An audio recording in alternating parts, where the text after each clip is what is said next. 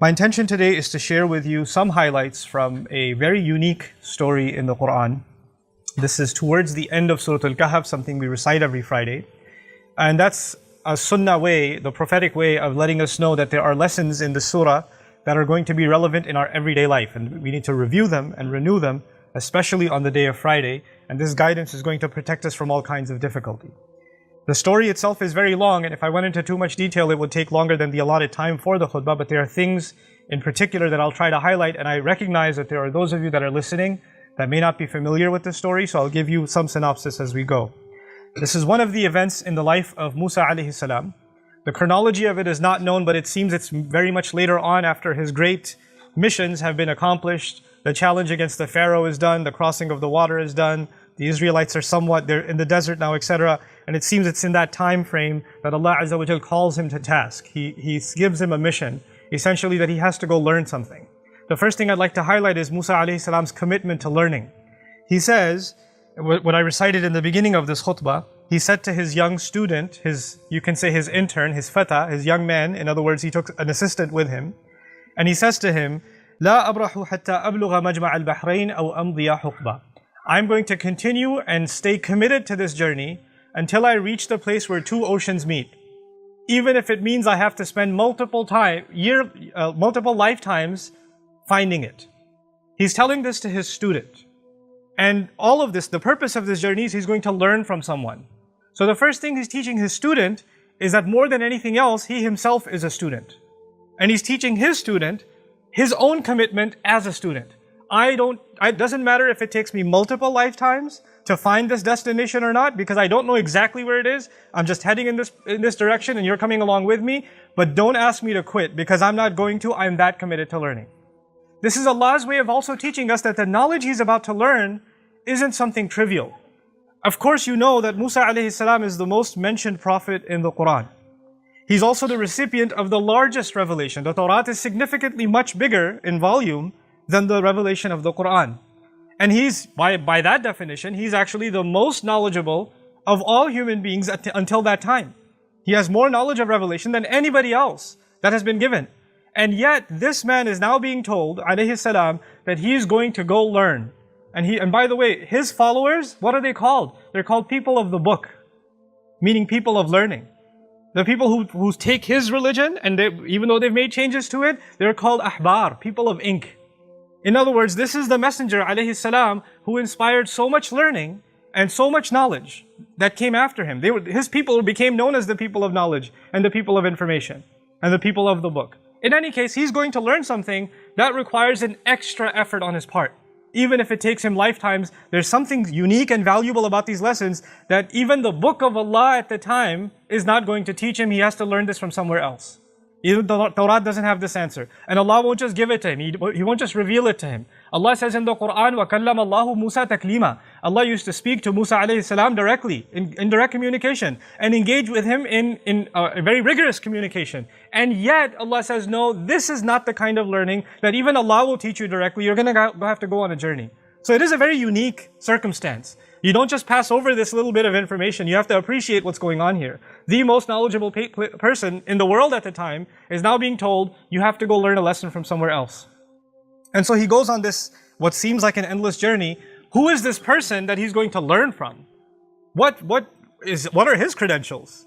I mean, if Musa alayhi salam is the most mentioned prophet in the Qur'an, is going to become a student of someone, we must really learn his name and acknowledge him. So now when we get to that, Allah Azza wa Jal, all He says is, فَوَجَدَ عَبْدًا مِنْ عِبَادِنَا. They found one of our servants. Literally, the Qur'an describes this teacher of Musa alayhi salam as one of our servants. I know that in our narrations and some of the opinions, we find his name to be Khadir or Khidr, it's pronounced differently. Qur'an deliberately does not mention his name. You would think this is a very important individual, and there's even an argument whether he's human or angel. It's not an issue in the Qur'an. The Qur'an didn't ask that question, we don't have to ask that question. The Qur'an gave us one bit of information about him. He was one of our slaves. What does that do? That actually teaches us something profound about those who reach the heights of knowledge. They are nothing more than a slave of Allah. Their titles, their credentials are insignificant before Allah. He's a mysterious figure that Musa alayhi salam just knows, this is the person I have to learn from. And it's really interesting also, Musa alayhi salam does not ask him his credentials and say, so I'm supposed to learn from you? I mean, where did you graduate from? What revelation do you get? Well, who are you supposed to be? Like, you know, when you're learning from someone, you want to kind of size them up. There's nothing like it. Musa alayhi salam straight up goes to him and says, هَلْ أَتَّبِعُكَ عَلَىٰ أَن تُعَلِّمَنِي مِمَّا عُلِّمْتَ رُشْدًا. May I follow you? And he didn't say, هَلْ تُعَلِّمُنِي? Could you just teach me? I came all this way because apparently you know some things I don't know. So why don't you just tell me? I'm already tired. لَقَدْ لَقِينَا مِن سَفَرِنَا هَذَا نَصَبًا. Quran also describes Musa alayhi salam on this journey. We've been pretty exhausted. Mind you, this is the same Musa alayhi salam who's crossed the water, who's been in the desert, who's done quite a few pretty exhaustive things, who's been in muddy and almost dying of dehydration to find water. This is the same Musa that went on this journey and says, I'm pretty exhausted by now. And after this exhaustion, he doesn't just say, can we just sit down here and learn now? Because it's been a pretty tough journey for me. He says to this individual, this abd bin ibadillah, he says to him, هَلْ أَتَّبِعُكَ? Can I follow you? This is interesting because it's what he's going to learn isn't just words. He has to follow him. This is a kind of learning that will come from experience.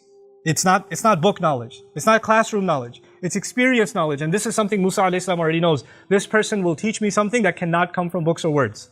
He's going to show me certain experiences. So he's asking permission to follow him, and only by living those experiences will I learn something. And of course, his response is, you don't have the patience for it. لَن تَسْتَطِيعَ مَعِيَ صَبْرًا. I don't see you as capable of withstanding what's going to be coming. I don't see that you have the grit, the perseverance, the patience it takes to learn these lessons.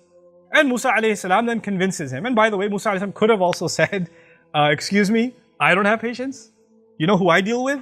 I dealt with Fir'aun. I debated with him. You know whose leader I am? Banu Israel.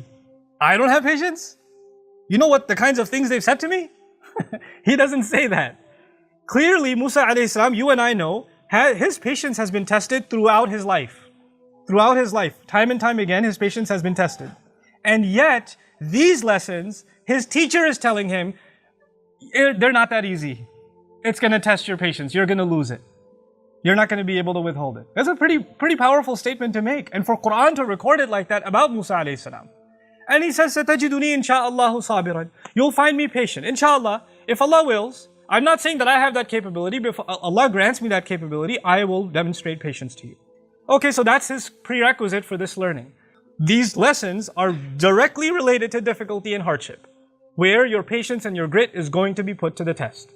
So this is what Musa alayhi salam is being told. And of course, Musa alayhi salam has seen difficulty before. This is not new for him. So he's pretty confident he'll be able to manage the situation. So they go on their way. And instead of me going ayah by ayah, I'll just share some highlights with you. The first stop on their journey is that they asked this teacher of his and Musa alayhi salam, they board onto a ship. حَتَّى إِذَا رَكِبَ فِي السَّفِينَةِ. Now when they board onto a ship, obviously there are people, they're travelers, and they ask these people, can we ride with you? So they've done them a favor. The circumstance is not just about a ship. You have to understand, now we have a situation where there are people who did other people a favor. The people that own the ship have done Musa alayhi salam and his teacher a favor by allowing them to ride along with them. They go on this ride, خَرَقَهَا, he starts going, you can imagine, goes to the bottom of the ship and starts ripping out the planks and damaging the ship. It's now starting to sink from inside. And Musa alayhi salam's like, أَخَرَقْتَهَا لِتُغْرِقَ أَهْلَهَا? Have you just damaged this boat so you can drown the people that are on it? What are you doing? What an unheard of thing you're doing. لَقَدْ جِئْتَ شَيْئًا إِمْرًا. What a terrible thing you're up to. How could you do this? And the teacher turns to him and says, أَلَمَ قُلْ إِنَّكَ لَن تَسْتَطِيعَ مَعِيَ صَبْرًا. Didn't I tell you you don't have the patience for this? You can't learn these lessons. And he says, okay, لَا تُؤَاخِذْنِي بِمَا نَسِيتُ وَلَا تُرْهِقْنِي مِنْ أَمْرِي عُسْرًا. Okay, don't hold me to this. Don't penalize me for this mistake, and don't make this hard for me. Fine. You just do what you do. But before we go any further, I want you to appreciate something. There are people that are going to be in your life and mine that you might be doing something good to. You did something good to them, and they do something terrible to you. And you're standing and go, what? Why would you do this to me? Or you're a bystander watching, like Musa alayhi salam is a bystander watching. They did something good for us. Why are you hurting them? The last person you should be hurting is the one who did good to you. You know, like the poet says, أُعَلِّمُهُ الرِّمَايَةَ كُلَّ يَوْمٍ فَلَمَّا اسْتَدَّ سَاعِدُهُ رَمَانِي. I taught him how to do archery every day, and when his shot got really good, he shot me. You know, This idea is so weird. I was helping you. I did so much for you. How could you turn around and do this to me? This is what Musa alayhi salam is shocked about. Anyway, this is the first lesson. They go on. He doesn't know what the lesson is yet. He's still got questions in his head. Why did this happen? You don't have the patience. Let's keep going. Time for lesson number 2. And they go on to lesson number 2 and they see this kid. They don't know who this child is. And he just kills the kid. This man kills a child. This child has done nothing to you. He's committed no crime. They don't even know him. Musa alayhi salam is in absolute shock. By the way, this is the kind of person, Musa alayhi salam is the kind of individual that when a person was being beat up, he intervened. You remember earlier on in his life. Somebody was being beat up and he intervened and said, رَجُلَيْنِ يَقْتَتِلَانِ. And he went up and he punched the guy. Stopped it from happening. Now he's seen a child be killed. The shock and anger and frustration of Musa alayhi salam. أَقَتَلْتَ نَفْسًا زَكِيَّةً بِغَيْرِ نَفْسٍ. Are you serious? Have you killed a pure innocent soul without it having, or this child having committed any crime? What kind of unheard evil have you just committed? لَقَدْ جِئْتَ شَيْئًا نُكْرًا. And the teacher turns to him again with this corpse of a child in front of him and says, أَلَمْ أَقُلْ لَكَ إِنَّكَ لَن تَسْتَطِيعَ مَعِيَ صَبْرًا. Didn't I say to you, you're not going to have the patience for this. You can't handle this. قَالَ إِن سَأَلْتُكَ عَنْ شَيْءٍ بَعْدَهَا فَلَا تُصَاحِبْنِي.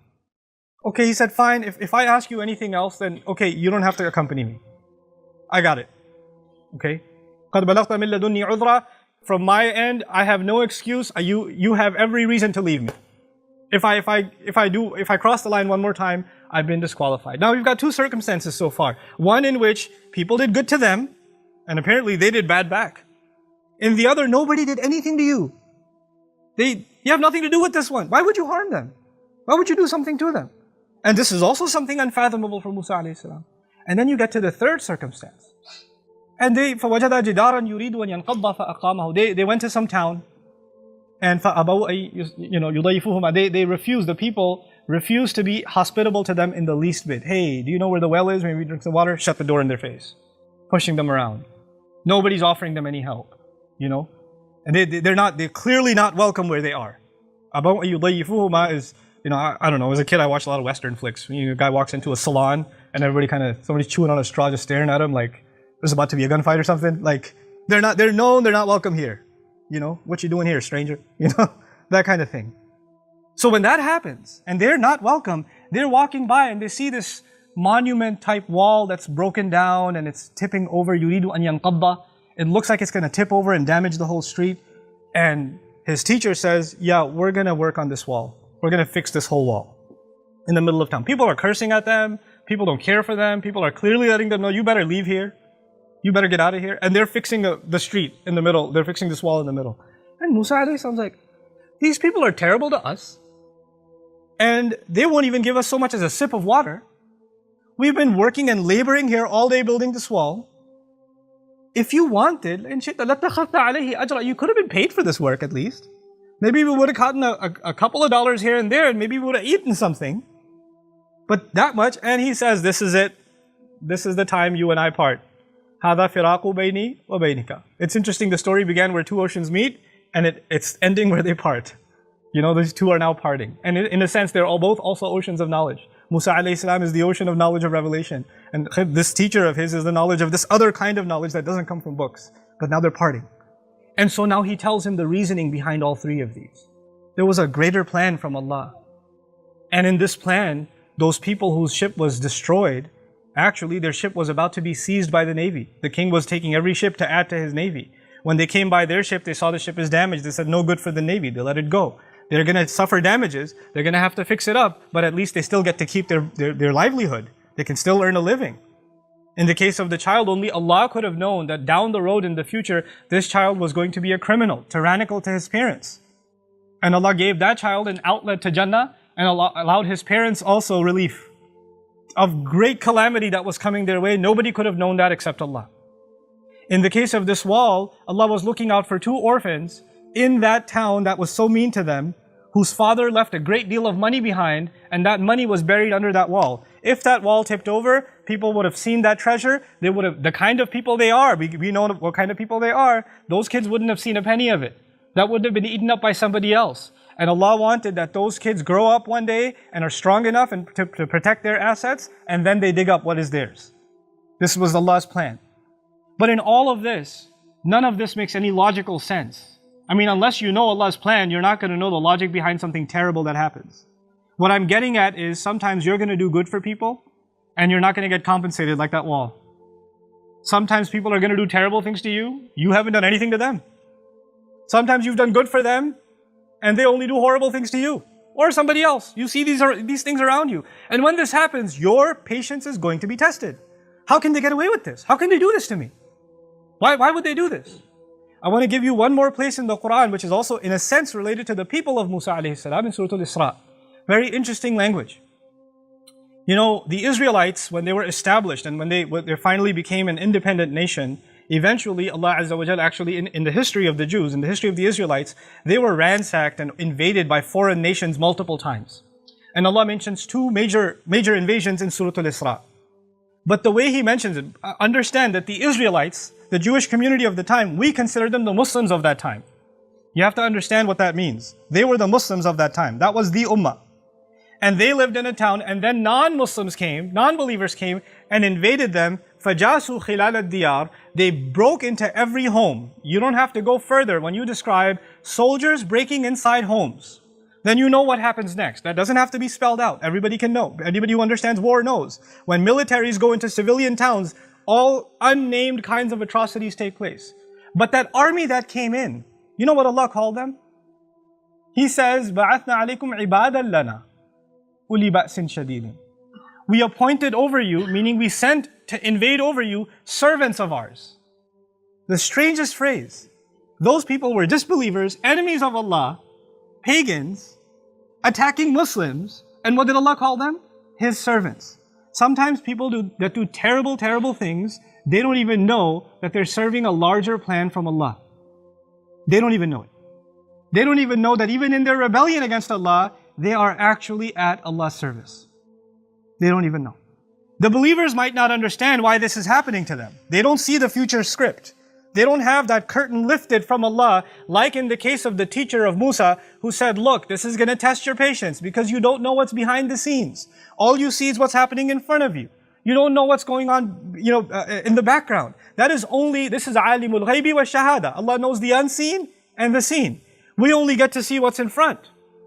And when we see what's in front, we go crazy. We lose patience. We say, how can they do this? How did Allah let this happen? You know that those parents who lost their child are not going to say, oh yeah, I guess he was going to get older and be a big pain. They're not going to say that. They're going to say, how did Allah let this happen? Why did my child have to die? And those same parents, if that child lived 20 years later, I wish you died when you were young. The kind of pain you've caused us. Those same parents will say those words. But Allah knew.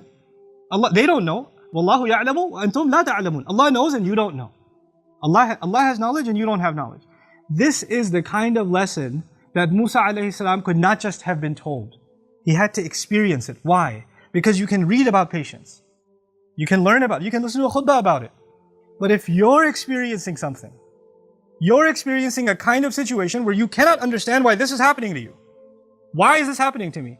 And then still know, لا تحسبوه شرا لكم بل هو خير لكم. Don't think this is a bad thing for you. There's good in this for you. There's good in it for you. If you can internalize that, then you've learned one of the most important lessons in the Qur'an. One of those lessons that could not have been learned easily even by the likes of Musa alayhi salam. And if it's not easy for you and me to internalize that lesson right away, that's okay. It wasn't even easy for Musa alayhi salam. We're not being expected to turn into angels. We're not being expected to not be frustrated, to not be angry, to not lose patience. That's not the expectation from Allah. As a matter of fact, even someone of that status, of Musa alayhi salam, from ulul azmi min ar-rusul, if he can multiple times be told, look, you're losing your patience, told you you're not going to be able to handle it, then who are we? We are going to go through those circumstances. But this story and this guidance is going to remind us that we have to take a step back sometimes and just look at Allah's plan and say, I submit to it. There is something good in it, in this life and in the next. And you know what? I'm going to accept that. And this is the lesson that Musa alayhi salam had to be given.